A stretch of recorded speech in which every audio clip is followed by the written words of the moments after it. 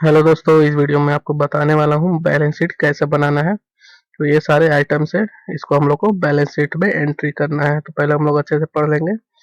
पहला है sundry debtors, asset side में जाएगा। ड्राइंग्स है, इसको हम लोग को कैपिटल से घटाना है, लेस करना है। फिर इन्वेस्टमेंट है, एसेट्स है हमारा।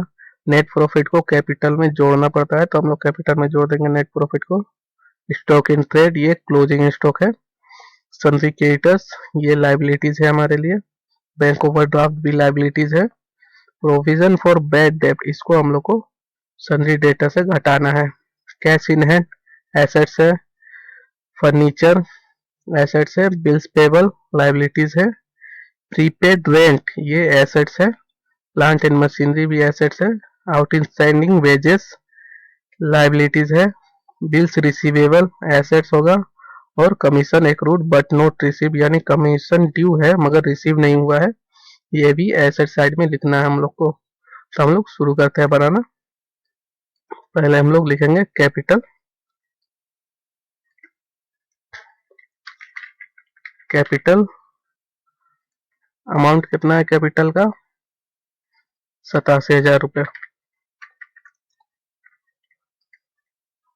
उसके बाद इसमें हम लोग को नेट प्रॉफिट ऐड करना है 21,000 रुपये। ऐड नेट प्रॉफिट 21,000 रुपये, इसको हम लोग जोड़ लेंगे।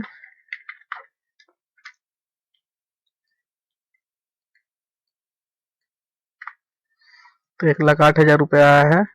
अब इसमें से हम लोग को घटाना है लेस ड्रॉइंग्स। ड्रॉइंग्स को घटा लेंगे। ड्रॉइंग्स का अमाउंट कितना है? 4,500 रुपये ड्रॉइंग्स का अमाउंट है। 4,500 रुपये घटा लेंगे और बाहर हम लोग को लिख देना, क्योंकि इसमें कोई भी एडजस्टमेंट नहीं है। तो 1,08,000 में से 4,500 हम लोगों ने घटा लिया, तो बचाया हमारा 1,03,500 रुपये। अब यहाँ पे कोई भी लाइबिलिटीज नहीं है लॉन्ग टर्म, तो हम लोग करंट लाइबिलिटीज हेडिंग देंगे। करंट लाइबिलिटीज,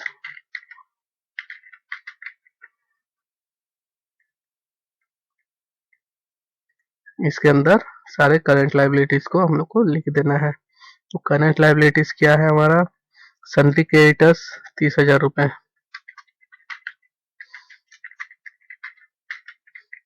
सन्ड्री क्रेडिटर्स है 30,000 रुपये।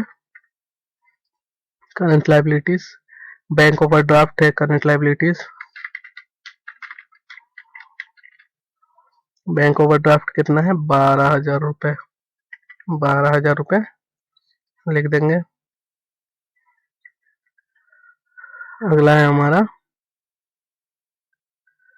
प्रोविजन फॉर बैड डेप्ट, ये लाइबिलिटीज नहीं है। बिल्स पेबल लाइबिलिटीज है।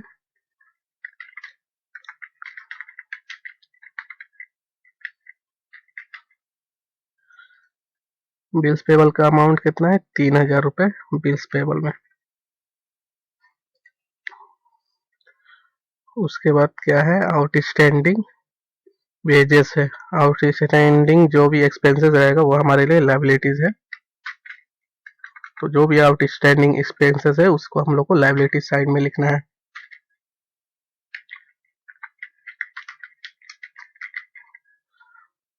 कितना है आउटस्टैंडिंग वेजेस का अमाउंट? 900 रुपये।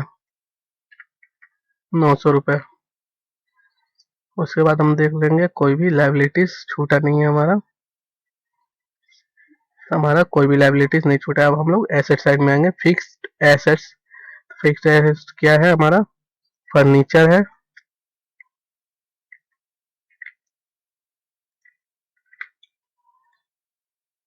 फर्नीचर का अमाउंट कितना है?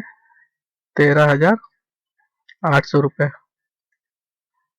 तो इस पे कोई भी डेप्रिसिएशन वगैरह नहीं है, इसीलिए डायरेक्ट हम लोग लिख देंगे 13,800 रुपये। उसके बाद फिक्स्ड एसेट्स में आएगा हमारा प्लांट एंड मशीनरी। यहाँ पे भी इसका कोई डेप्रिसिएशन नहीं दिया हुआ है, तो इसलिए हम लोग डायरेक्ट प्लांट एंड मशीनरी लिख देंगे। बाहर वाले कॉलम में 45,000 रुपये।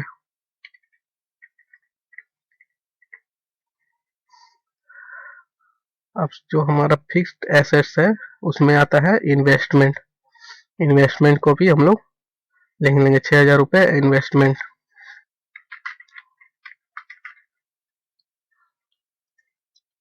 6,000 रुपये।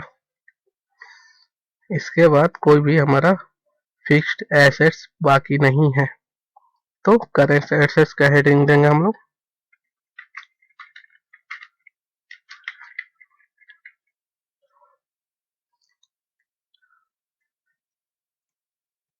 करेंट एसेट्स में क्या क्या आएगा देख लेते हैं हम लोग। सन्ड्री डेटर्स, तो सन्ड्री डेटर्स लिखेंगे।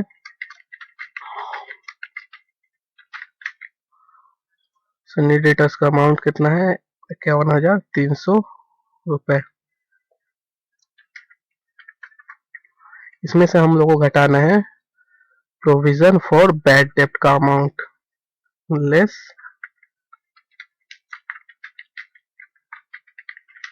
फॉर बैड डेप्ट। कितना है, प्रोविजन फॉर बैड डेप्ट है हमारा 2,100 रुपये। 2,100 घटा के हम लोग को बाहर लिख देना है 51,300 माइनस 2,100, तो 49,200 रुपये आ गया है। अगला आएगा हमारा करेंट एसेट्स में क्लोजिंग स्टॉक 21,300 रुपये।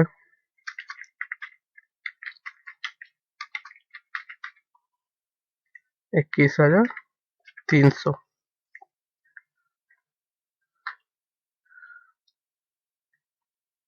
यहाँ पे हमारा कोई भी एसेट्स बचा नहीं है। अब इस साइड में हम लोग देखेंगे कैश इन हैंड है 1,800 रुपये करेंट एसेट्स में। कितना है, 1,800 रुपये cash in hand.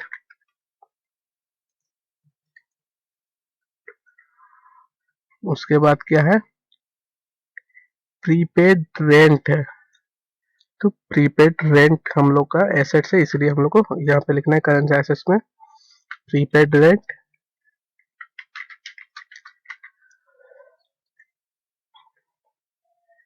Prepaid rent का अमाउंट कितना है, 2,100 रुपये।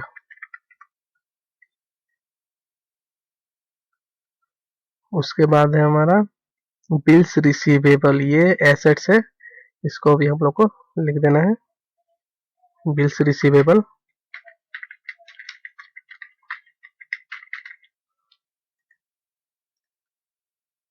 9,000 रुपये।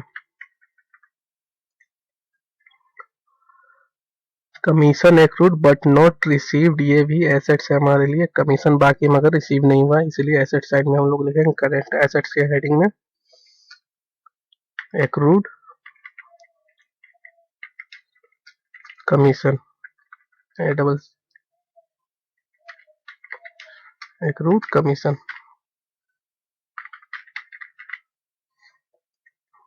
कितना है, 1,200 रुपये।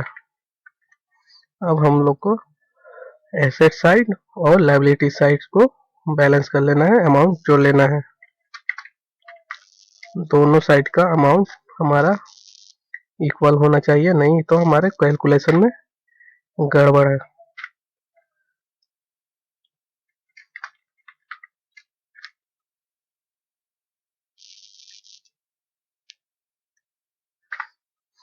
तो यहाँ पे हमारा दोनों साइड का अमाउंट मिल गया है, दोनों साइड का अमाउंट बराबर है, इसका मतलब हमारा कैलकुलेशन सही है, सारी एंट्रीज सही है हमारी। इसी तरह हम लोग को एंट्रीज करना है लायबिलिटी साइड में और एसेट साइड में, जो जो आइटम्स है उसको हम लोग को एंट्री करना है इसी तरह, और लास्ट में हम लोग को बैलेंस कर लेना है। ऐसे ही हम लोग को बनाना है बैलेंस शीट। Thank you.